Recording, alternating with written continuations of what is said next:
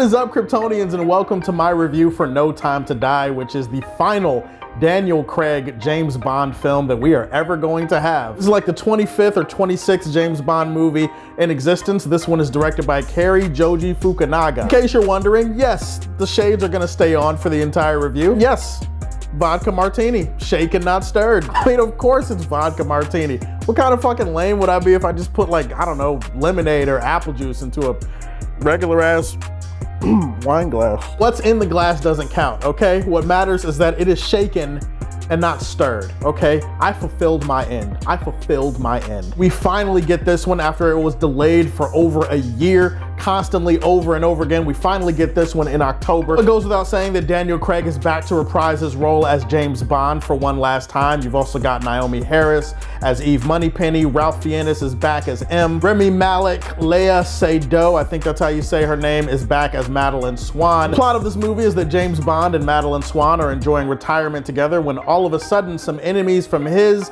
and her past come back to haunt them. Now Bond has to put all of his considerable skill and wits back into action. He has to team back up with MI6. He and MI6 have to race against time to stop a mysterious villain who is in possession of a very dangerous and world-shattering technology. I also decided to go without a hat for this video, you know, just because I'm not really sure actually why. I feel kind of naked without my hat, if I'm being honest, and I know you guys think I look weird without it. You don't have to tell me, but you can also tell me that I look good without it too. You know, you can add that in the comment section down below, and who knows, maybe one of you will get a gift card or something later. Anybody that knows me knows what a huge and utter lifelong die-hard James Bond fan I am. I have seen all of the movies more times than I can count. I know all of the Bond-isms that go into these things. I also have read Ian Fleming's novels. If it weren't for comic books, James Bond would probably be my favorite character of all time. I absolutely positively love James Bond, and I love everything about him and his movies, and I love Daniel Craig, and I was really anxious to see how they were going to end this saga. This series of 5 films all kind of tie closely into each other. It's more like a series of events that are connected instead of like individual standalone James Bond movies like it usually is in the previous, you know, 4 or 5 decades. It had a lot of ways that it could have gone wrong. Not only was it constantly delayed over and over again, but it also has to satisfy diehard James Bond fans. It also has to tie up Daniel Craig's story arc over these movies in a satisfying way that brings it to a fitting conclusion. And did they do that? You bet your fucking ass they did that. There is so much that I want to say about this movie that I'm not gonna be able to say because of spoilers and stuff like that, but rest assured, I'm still gonna say a lot of shit. Let's start with the incredible production value and set design for this movie. Cary Joji Fukunaga, you were in your goddamn bag on this movie, man. Salute to you. Everything about the look and feel of this movie is sleek and so professional and so elegant and just like you would expect it to be in a high-stakes James Bond movie. Everything from the outfits to the lighting to the cinematography,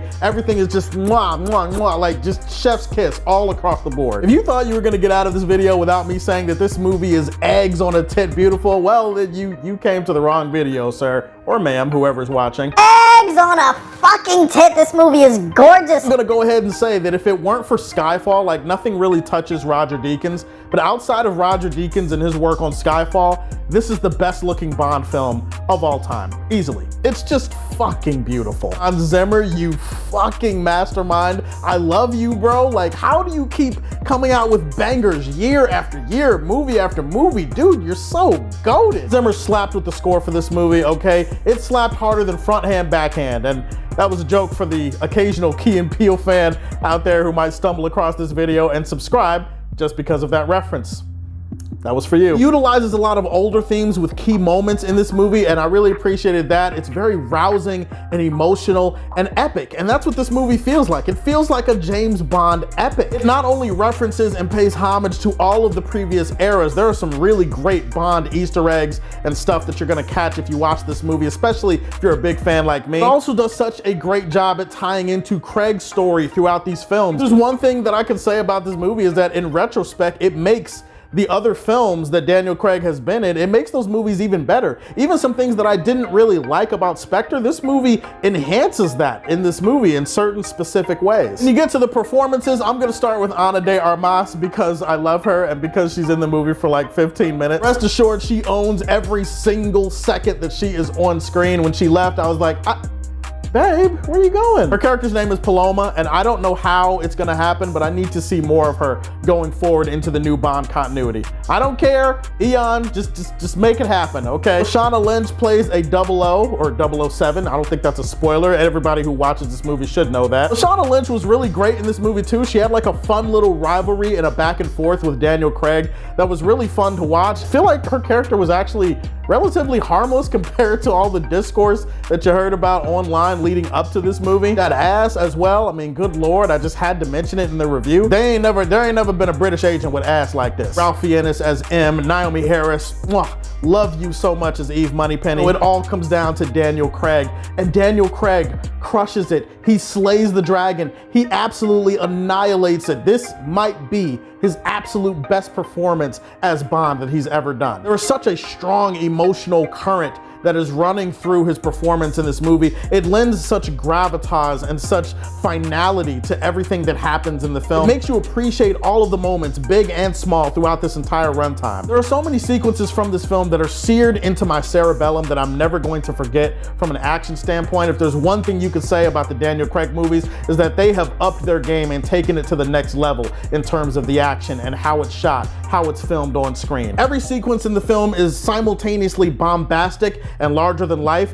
and stylized, but at the same time, very precise. When it comes to how this movie wraps up Daniel Craig's storyline, I'm not gonna lie, I was tearing up. I was crying a little bit.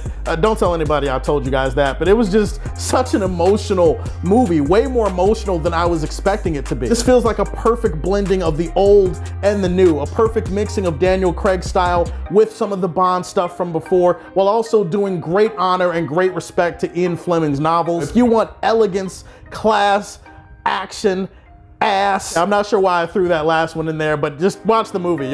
You'll see some of what I'm talking about, but that's not the point. Just the point is, there's just so much greatness thrown into every frame of this movie. I can't wait to watch it again and again and again and again. Definitely some pacing issues sometime in the middle of the second act, because there's a lot of things that this film has to explain and set up. There's some convoluted dialogue and exposition that it has to get through in order to build things up for the third act. That's where you can definitely feel the length of this movie the most. This movie's like, what, 2 hours and 43, 44 minutes or something like that. It's during the second act that you're gonna feel it the most. Pretty much when Ana de Armas's character leaves the movie. For the next 20 to 30 minutes, everything's gonna come down for a little bit. Biggest disappointment with the movie is Rami Malek as the villain. Listen, it's nothing against Rami Malek. Rami Malek's a great actor, and I thought he gave a really good performance in the movie. Unfortunately, his villain is just not in the movie that much. Like, his villain doesn't show up that much. His presence is not really felt. The machinations of his plan feels more important, feels more impressive than he himself does. And it's not just that, like up to a certain point, I understood